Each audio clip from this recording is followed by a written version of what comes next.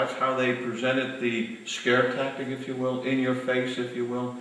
This is a soft approach, a graphic approach, but a realistic approach. Everything that we have here at the Beacon of Hope Care Center relates to actual police photos.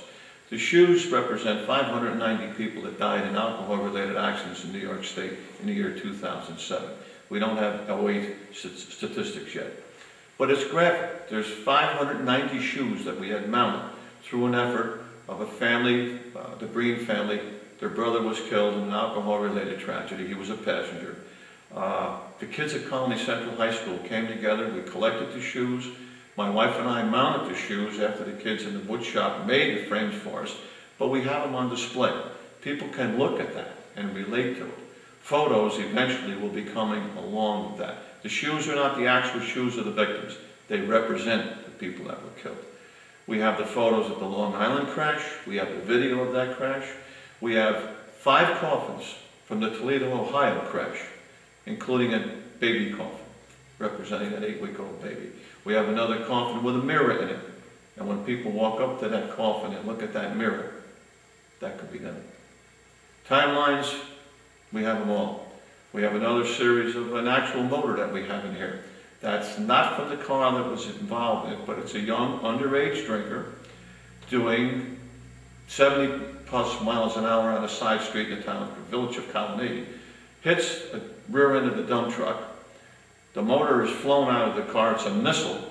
Goes into a home 120-some feet away into the garage of this home. Which now we have 2 weapons. We have a weapon car and the engine. We have a weapon with the vehicle. We have a weapon, literally a missile. He came flying out of that car because he wasn't belted in through the sunroof. He was in fact a weapon, a missile. He could have hit someone walking on the street, but that motor coming out of that car was a missile. It missed the gas pipe by inches that was in the garage.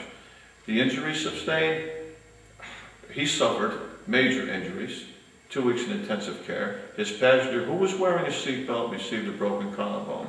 She survived the injury. He is going to be messed up literally for a long time. Did 10 shots of rum, 1 a minute, and thought this was okay.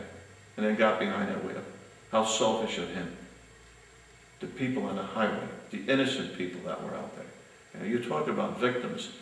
The photo of a priest saying his prayers at night in Long Island, walking on a tree-lined street. A drunk comes down and takes that priest out and kills him. It happens. It happens. Where's the end of it? Jackie Severino, I speak of her all the time. Beautiful, beautiful young girl. We have her picture. Hit by a young driver, drunk, blew a stop sign in Texas. Jackie survived. Jackie's picture is up behind us. That tells you what DWI can do. And selfishly, you get behind that wheel, you're asking for trouble. Have a plan. You're going to drink, you better have a plan. 21 is 21. Let's not even get into that. You shouldn't be doing it. There's a whole other issue here, too, about what we're talking about this morning, social host liability. Parents think that this is okay. I know where my kids are. I've taken the keys. You know what? You're not as sharp as those kids are. And that's just one more way that addiction and alcoholism is a family disease, because now we have these family members that think it's acceptable because it was acceptable when they grew up, and it was acceptable when their grandparents grew up. And you talk about back in the day. Now, well, it was okay. My parents let me drink. I let my kid drink. And it's just creating generations and generations and generations of victims. Just so your viewers don't get the idea that I'm some wingnut out there, I had nothing better to do. I've got a lot of things that I could be doing. But you know what? I'm dedicated to this. And if I could save a life, and you talk about back in the day, and this is, again, the controversy here, and it's only a gray area. My mom, I come from a German, Irish, Italian background. I don't know if I want to hug you, stab you, or kiss you at any point in time, the emotions. But it was okay if we had a sip of wine at my grandparents' home on a Sunday afternoon. A sip of wine. A sip of wine. It's okay depending on your religious background. If that's what your parents are saying, it's okay that you take part in that ritual.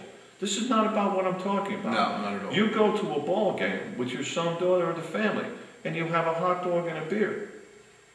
Hang on a minute. Nobody's saying to you, boo, you're the bad guy. Absolutely I'm not not. saying that at all.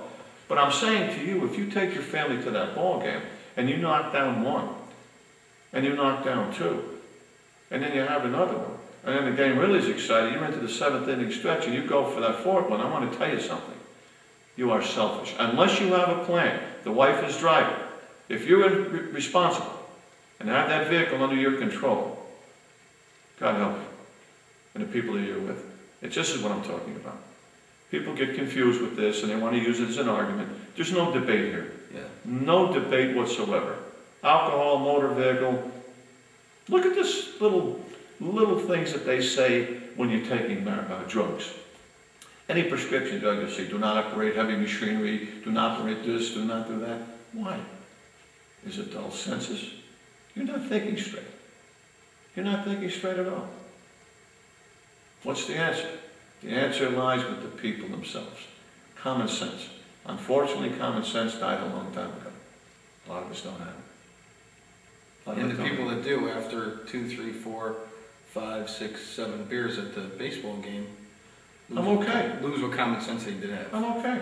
Yeah. They don't want to look at the reality of it. Right? This is quite a common. I spoke at a church setting, and I was asked by an individual, how do you know when you're drunk? I had to think about that for a second or two, and I said, let me ask you a question. How many times did you go to the bathroom since you started drinking whatever you were drinking? What do you ask? I said, well, that's a little indicator. That might be a sign. Something's going on there. Okay? Now you figure it out. Mm-hmm. Don't ask me those questions.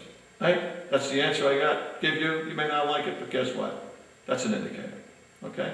Or when you start slurring your speech. Or when you think everything's beautiful, I love you, man, and all the rest of that starts coming out. That's alcohol. You're changing. You are not in control. Period. End of story. Our program focuses on everything that we're trying to do today. It's 2009. It's not 1972. It's not 82 or 92. It's 2009. All the rules have changed. One thing is common. You hit alcohol, and you miss alcohol and or drugs, the combination, and you get behind a wheel, you are selfish. No need for it. Where do you think it ends? It ends with the individual. It ends and begins. I believe very strongly in what we're doing. This is not a scare tactic. Back in the day, tough love was a thing.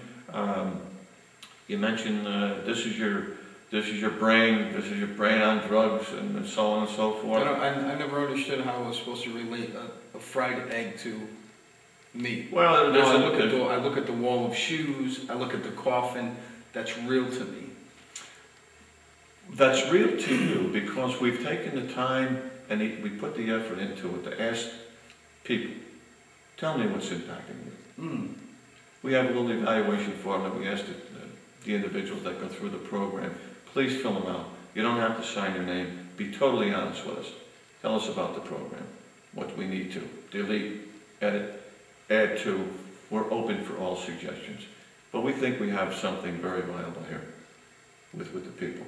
I keep saying it's 2009. We have to stay